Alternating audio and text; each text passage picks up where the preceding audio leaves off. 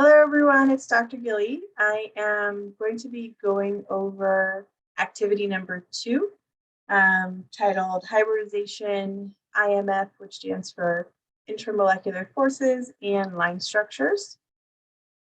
Let's head on over to my document camera. We can start working through it.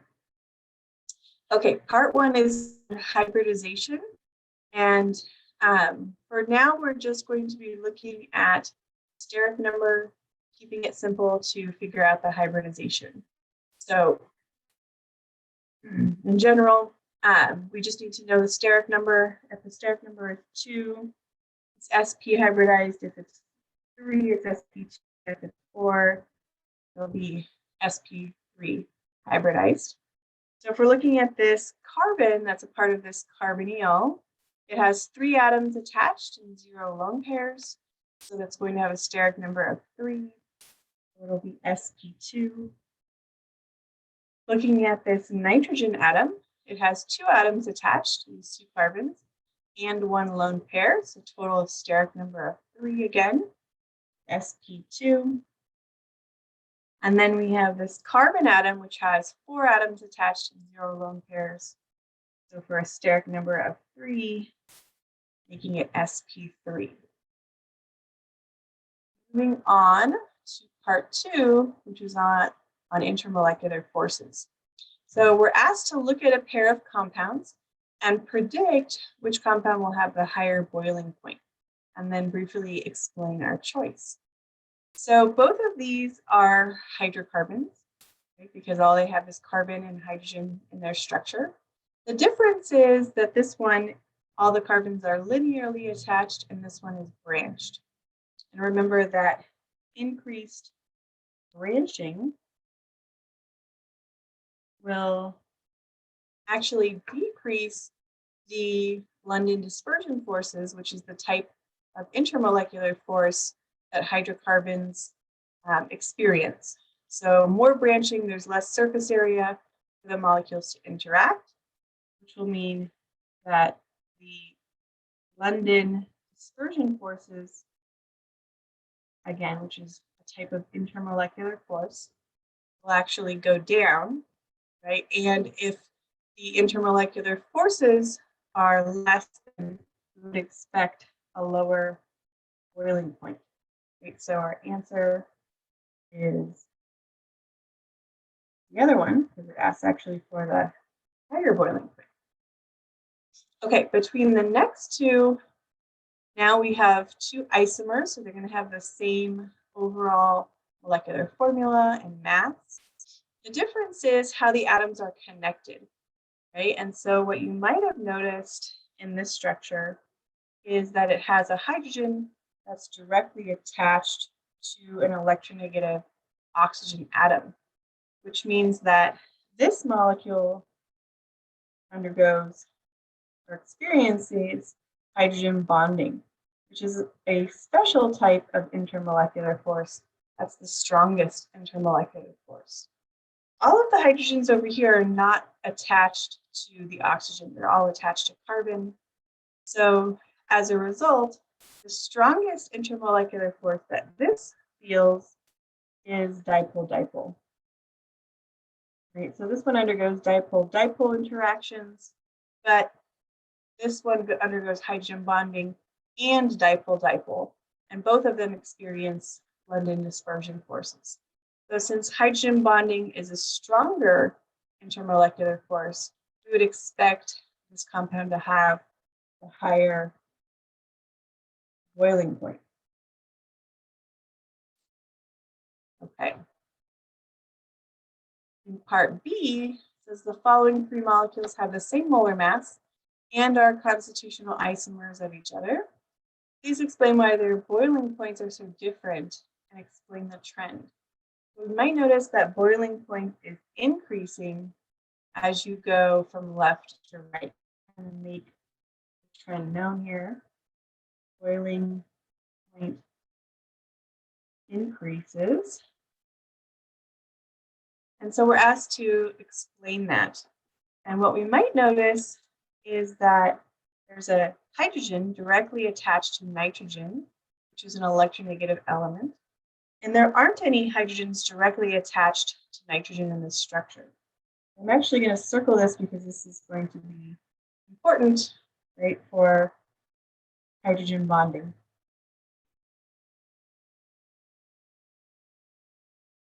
So comparing these two, it makes sense that this structure will have a much higher boiling point because intermolecularly these can interact with hydrogen bonding, whereas this trimethylamine cannot. And then moving forward, we notice there's an even greater jump in boiling point, and that can just be attributed to the fact that there's two hydrogens attached to nitrogen in this case. So we have more hydrogen bonding going on between molecules, and so that makes sense, right? Whereas this one would just be relying on dipole-dipole. You notice this most significant jump is between these two. Trimethylamine is actually a gas at room temperature. The boiling point is below room temperature, whereas ethylmethylamine and propylamine are both liquids at room temperature. All right, looking at page 2. Next question is, arrange the following compounds in order of increasing boiling point and justify your order. Right, so we can kind of label A, B, E, right, so that we can do our ranking. We're going to go from lowest boiling point all the way to the highest ranking. And one of the things hopefully we might have noticed is that A, C, and E are all isomers of one another and all hydrocarbons. And B and F are actually different because they have that OH group. So they have hydrogen bonding going on, whereas A, C, and E will all only have Lindon dispersion forces, which are the weakest type of intermolecular force. So definitely lowest, we know that A, C, and E will be on the lower end, and then B and D will be on the higher end. And the difference between B and D is that D has more mass, right? It has a longer hydrocarbon chain, and more mass means greater dispersion forces, which is going to lead to a higher boiling point. So highest would definitely be D, followed by B, moving our way down to the lowest. And then remember, with hydrocarbons, the difference is branching, right? So the more linear it is, the higher dispersion forces and the greater the boiling point.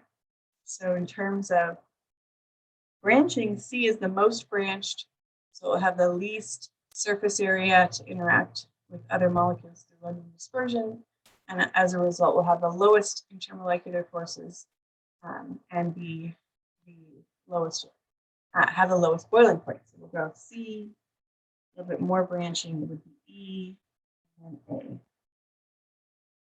for that. Okay. Part 3, starting in on line structures. And the important thing here is to be able to recognize where all the carbons are and also all the hydrogens that are attached to carbon. Oftentimes those are left out. You see that some of them are actually drawn in over here. And that's because of their specific arrangement in space, whether they're pointed back or coming out at you.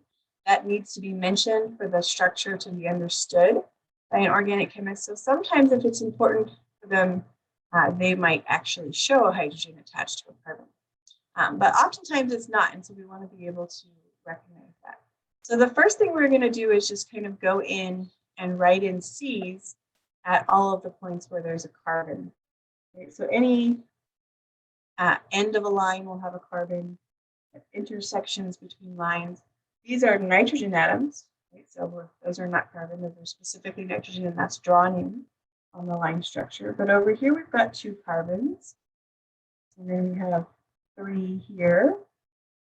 And we can complete the rings with carbons at every single intersection. right? So now we know how many carbons, and if we want to start writing the formula, carbon comes first in the formula, right? So we have 1, 2, 3, 4, 5, 6, 7, 8, 9, 10, 11, 12, 13, 14, 17 carbons. And then next is hydrogens. Remember, hydrogens attached to carbon are often not drawn in, but we know that there's enough of them so that carbon is making 4 bonds and is happy and neutral and has its octet that way. So that means that since this carbon is already making 3 bonds, there will be 1 additional bond to hydrogen, and that will be the case all the way around this ring. Notice this carbon already has 4 bonds total, so it actually doesn't have any hydrogens. It's important to recognize that we don't want to draw a hydrogen attached to that carbon. Same thing for this one, this one, and this one. Those are all having 4 bonds already. But there are some hydrogens here, here, here. The 4th bond here is to the chlorine. We don't want to add any carbons here, or hydrogens. This carbon is only making 2 bonds right now, so it's going to have 2 hydrogens. Add up to 4 bonds. This carbon has 4 already, so we'll skip it. This one has 4 already, but this one only has 1. I might just write H3 next to it. Running out of room to draw bonds to hydrogen. So we just want to count those up. So 3, 4, 5, 6, 7, 8, 9, 10, 11, 12, 13. And then the rest of it, nitrogen. So there's 1, 2, 3, 4 nitrogen here. And oxygen, there aren't any oxygen in the structure. We'll just skip it. And then the 1 halogen, the end, which is okay, moving on to the next structure. Again, we want to put in a C everywhere where there's a carbon. That's at every intersection where you don't see a different atom. Draw in all of those C's.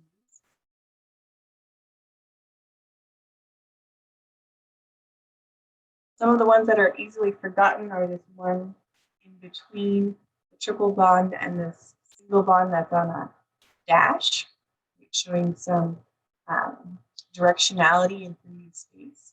And then maybe the one at the end here. Okay, so those are all important. Count those up. We've got 1, 2, 3, 4, 5, 6, 7, 8, 9, 10, 11, 12, 13, 14, 15, 16, 17, 18. Drawing in hydrogens. You just need to go in and add the hydrogens so that each carbon has 4 bonds.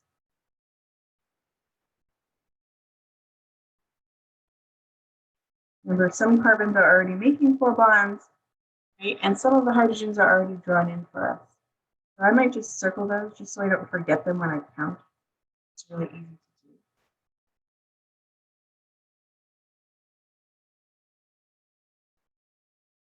This one's going to be 3.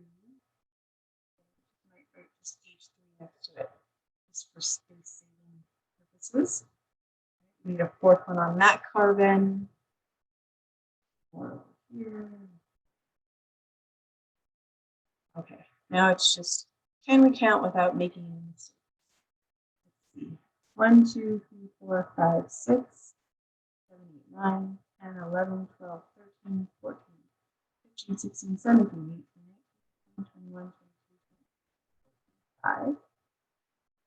Got that right? Looks like there are not any nitrogens here. There is 1 oxygen. Go ahead and add that in. Oh, sorry, there's 2 oxygens.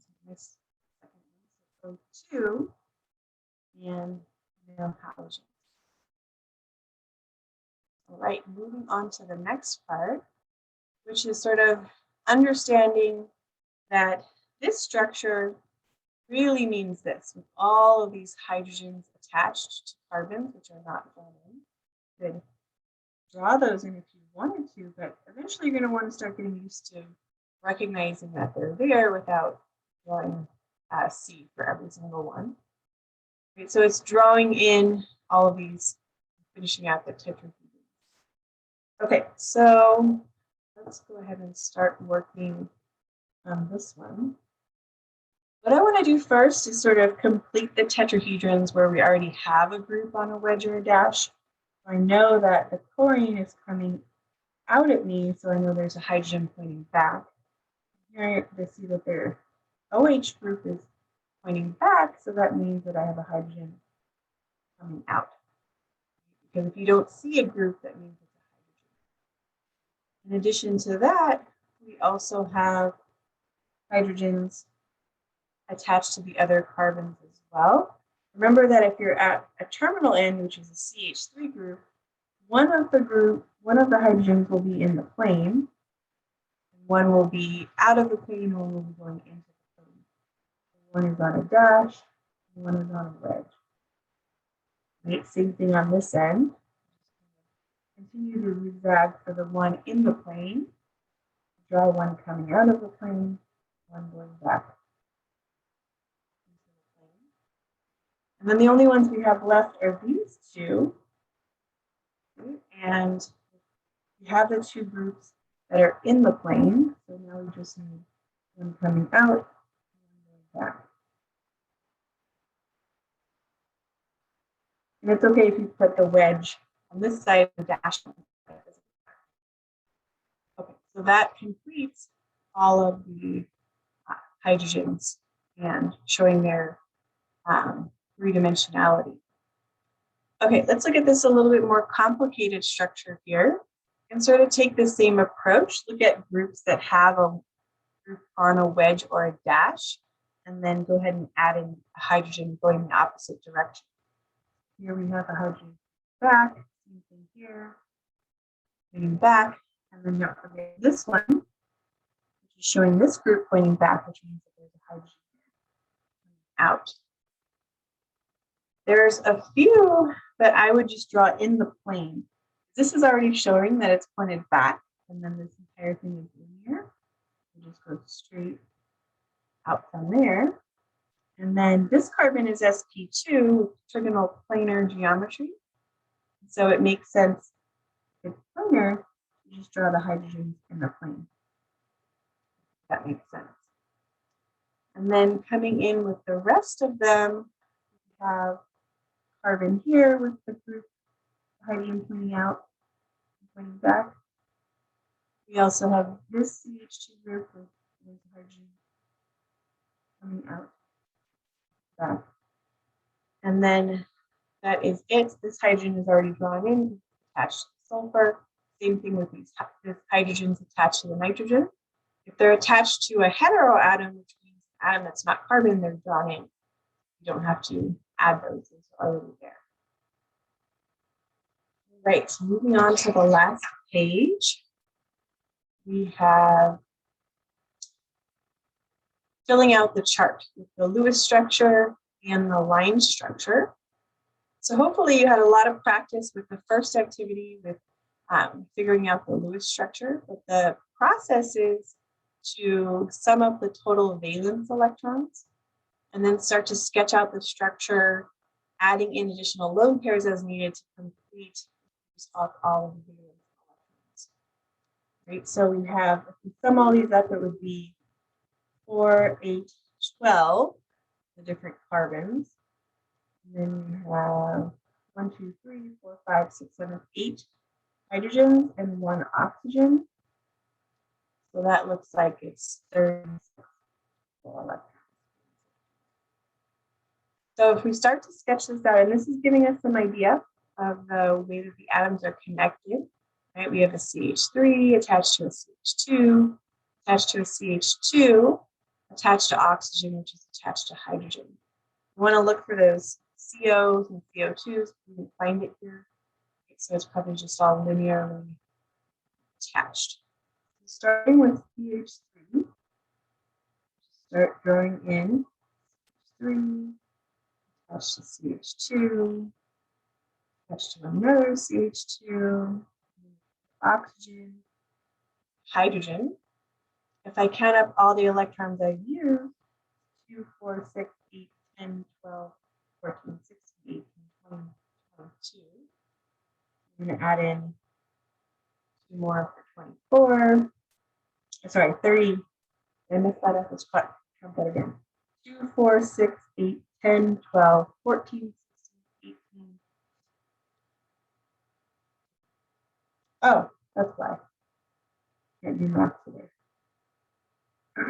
Not 16 for oxygen, just 6. So it should be 26. So when we have 2 lone pairs here, we'll get a total of 26 electrons.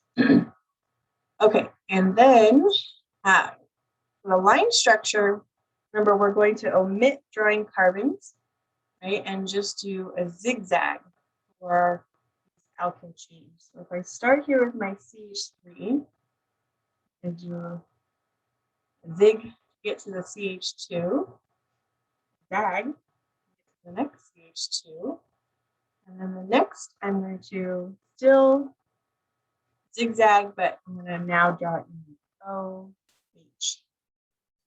And you can add in the lone pairs or not the line structure. Technically, okay, you don't have them for the line structure. Okay, so we want to move on to the next one. So this is a little bit tricky, right? It looks like CH2CH, CH2CH3, right? So it's kind of like, what is going on with CH2 at the end? This probably has to do with the double bond. But we can go ahead and work on the structure. Okay, so total number of valence electrons, 4, 8, 12, 16, plus 1, 2, 4, 5, 6, 7, 8. So 24 total valence electrons. So if we try to sketch this out, I'm going to kind of do it over here and then put the final structure that we get. So we have CH2 attached to carbon with only 1 hydrogen, and then CH2, CH3. This is what we get initially just by sort of sketching out this according to what it says here. We count up the electrons, right? We're at 2, 4, 6, 8, 10, 12, 14, 16, 18, 20, and 22. So there's 2 more electrons. If I give the 2 electrons to this carbon as a lone pair, it will have an octet. However, this carbon will not have an octet.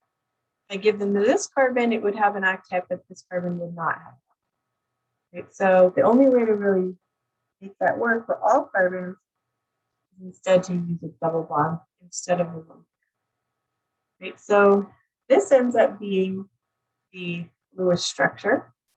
Just copy it over.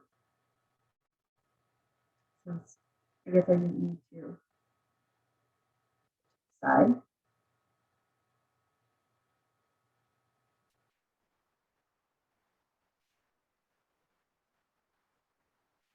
And then remember, we're going to, even with double bonds, you still draw that as zigzags. So we're starting with our carbon here. We're going to do a double bond to another carbon.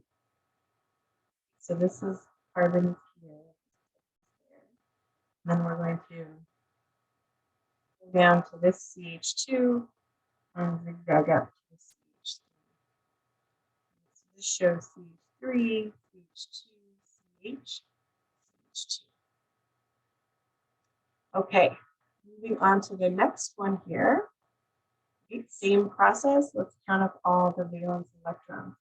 So notice these parentheses, these get a little bit tricky, right? It just means that there's 2 CH3s at the end attached to that carbon.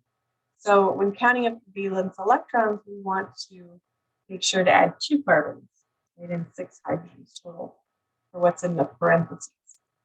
So we would have 4, 8, 12, 16, 20 carbons.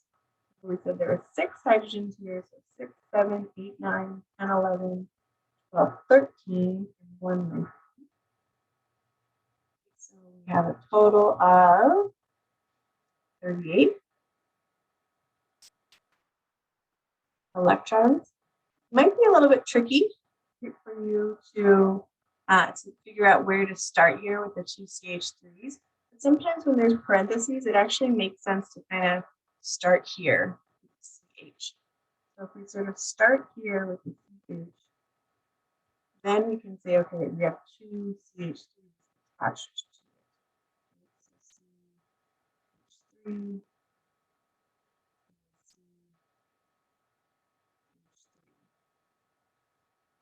and then we had our CH attached to CH2. And then there's another CH2. And then there's a nitrogen, two hydrogens attached. So if we count up all of these electrons, we have 2, 4, 6, 8, 10, 12, 14. I forgot where I was. 2, 4, 6, 8, 10, 12, 14, 16, 18, 20, 24, 26, 28, 30, 32, 4, 6. Two more. Only place to put that is on the nitrogen to give that atom an octet.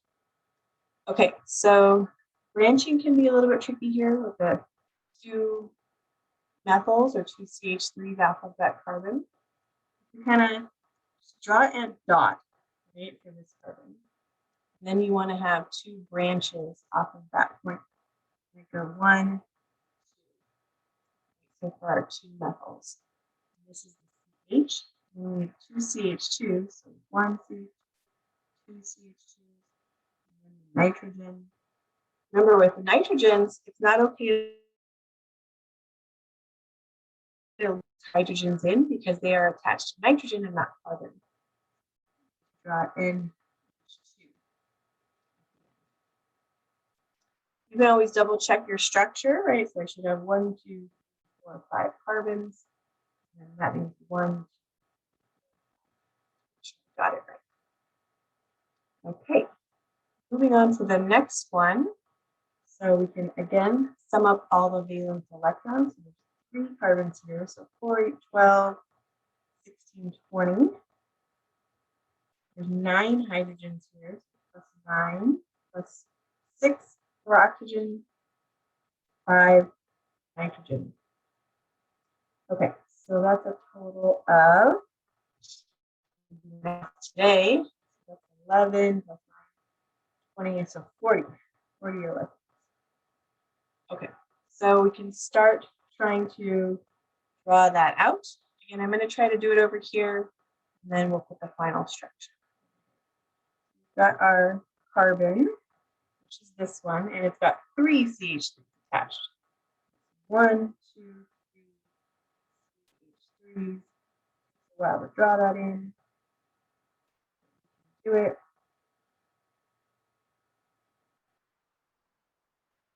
That's what a carbon with 3 CH3 groups looks like. So this is a bit tricky because you might have been like, oh, look at CO, right? I see it. This is carbonyl. But the problem is that the carbon is attached to these 3 carbons because of the parentheses. It means that all 3 of these CH3 groups, the carbons specifically, are attached to that carbon. So if the carbon also had a carbonyl, that would be a total of 5 bonds. So if I tried to make this attached double bonded to an oxygen, it would make a total of 5 bonds. So that's not possible. So this is like an exception where CO doesn't actually have carbonyl. We just need to go directly to the oxygen, then to the carbon, and then to the nitrogen. That's where we start. And now we need to count up the electrons that we used. So 2, 4, 6, 8, 10, 12, 14, 16, 18, 20, 22, 24, 6, 8, 30. It looks like we have 10 electrons left. So we know that oxygen could use some more. So 32, 34, and then nitrogen could use some to make it an octet. 36, 38, 40. Now nitrogen has an octet, oxygen has an octet, but carbon doesn't have an octet. And so this is where students tend to get a little bit confused. Like, okay, do I take the oxygen lone pairs, cross them out and make a double bond, or do I take the nitrogen lone pairs, cross them out and make a double bond? So you could try it both ways. When you take one of oxygen's lone pairs and share it, make a double bond, now you're going to have a formal charge on that oxygen, which we want to try to avoid. It's not wrong, but it's what's called a resonance structure that's less significant than if you end up with a structure where there is no formal charge. So it's not wrong to generate a structure with formal charge, especially if it balances out, like there's a positive charge here and there's a negative charge here, and they cancel out to be overall neutral. The structure could still be correct, but it's a less significant contributing structure to the true structure. I know that that's a lot of weird words.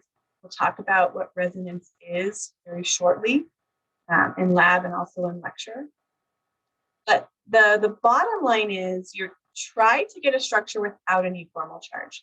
That's going to be the most stable structure, and that's going to be the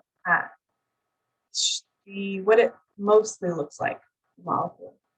That will make sense as we move through the semester. So try to get a structure with no formal charge. So if I end up taking one of these oxygens lone pairs and sharing it, I'm going to end up with a positive formal charge on this oxygen. So it'll be making 3 bonds, have 1 lone pair. When that happens, it has a positive formal charge. So that's not ideal. So what I can do instead is start taking the nitrogens lone pairs instead and start making double bonds. I can do this. Again, I still don't have an octet on this carbon, so I need to remove another lone pair, make another bond, and I could make it, double bond here, go all the way to a triple bond here. I don't want to involve the oxygen because it's already happy, right? It already has 2 bonds, lone pairs. That's oxygen's happy place. You don't need to mess with that. Remember that carbon would like to make 4 bonds and nitrogen would like to make 3. So right now, nitrogen is not making 3, it's only making 2. So we can change that. We can erase 1 more and have it make 3. Now, everything is happy and neutral. There's no formal charge. So this is the best structure that you can come up with where there's no formal charge. Again, is there another possible structure where there's a positive here and a negative there? Yes. Right? That's not wrong, but that's not the goal. The goal is to make the most stable structure with no formal charge. Kind of moving this on, I'm going to draw the structure over here. Lots of branching, which makes it really hard to draw in all the atoms. Oxygen, carbon, triple bond. Oh, and by the way, when there's a carbon here, in the line structure, you can optionally draw it in or not, right? So that's a little bit of like a gray point. Some people will draw it, some people won't. You can just go ahead and omit it and draw the line structure. Okay, sorry, the line structure. Don't forget those lone pairs though on the Lewis structure. They are important. All right, moving on to how do we draw this, right, as a line structure. So this is a carbon with 3 branches off of it because of the 3 methyls. So again, if we kind of start with our point, right, we can kind of go 1, 2, 3, and then zag up to my oxygen, right? And then we know oxygen is bent, right? So go down here. Again, I'm going to omit drawing this C, the carbon, and then just go straight into the triple bond. Notice I went straight, right? Notice there's a 180-degree bond angle here. That's really important, right? This carbon is sp hybridized. The structure is linear. So when you have a carbon with a triple bond, you need to go straight, not do a zigzag. So if you have a zigzag here, that's okay. So the next part is just converting all of these Lewis structures to their line structure. And notice we've got this triple bond here. We've got to be really careful, right? We're not going to zigzag. We're going to go straight. through that triple bond. So if I'm drawing that, I can draw a triple bond. It's okay to do it like this, going completely horizontal, that's fine. And I tend to like to do it like this, but it doesn't matter. It would be correct as long as your angles are all the same as my angles. So again, instead of zigzagging here, I'm going to go straight to the next carbon, straight to the next CH2. And now I'm going to zigzag straight to this carbon, down here to this carbon, which has a carbonyl. Draw that in. So don't draw the C, but we do draw the double bond to the oxygen. I started to draw in the lone pairs. You can do that if you want, or you can not. Carbonyl. And then we want to go zigzag here to oxygen, and we have to draw in the hydrogen attached to it. And if you want, you can do 2 lone pairs on this oxygen and 2 lone pairs on that oxygen, or omit them. Either way. Okay, moving on to the next one. Now we have this ring where one of the atoms is nitrogen. So we're actually not going to draw any of the C's, but we do need to draw in nitrogen. Right, so if I'm sort of drawing out a 6-number ring, I can do that with just lines, except I do need to draw them. And the hydrogen that's attached to it. That hydrogen. And then you have a double bond here. That's added.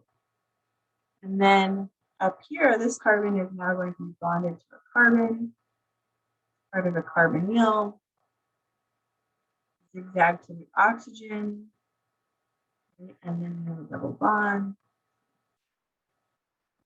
Draw that in as well. Done with that, unless we're adding in lone pairs, which we can. Okay, next we have the structure.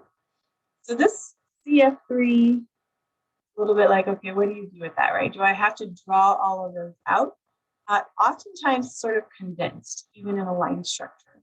So we might just draw CF3, and that would be a case where you would actually draw the C in, or alternately, you could just leave it out and draw in with the bond.